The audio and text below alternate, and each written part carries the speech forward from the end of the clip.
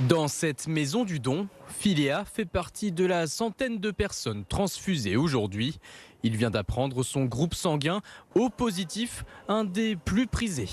Quand on apprend ces choses-là et puis surtout quand on voit ces chiffres, parce que du coup c'est quelque chose de réel, dans ma tête c'est sûr qu'il y a des choses qui se réveillent en plus.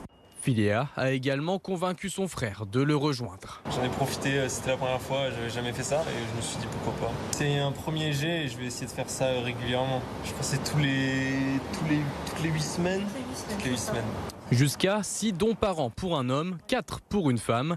Pourtant, les stocks restent insuffisants. Je regardais avec les infirmières qui typent les poches, donc elles écrivent en fait elles font le groupage de poches.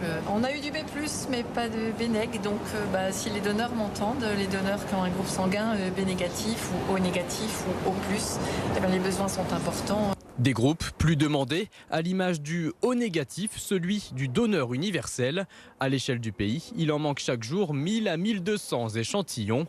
Un déficit d'autant plus important en cette période hivernale. Intempéries et épidémies de grippe compliquent les déplacements. Aujourd'hui, l'impact est extrêmement important.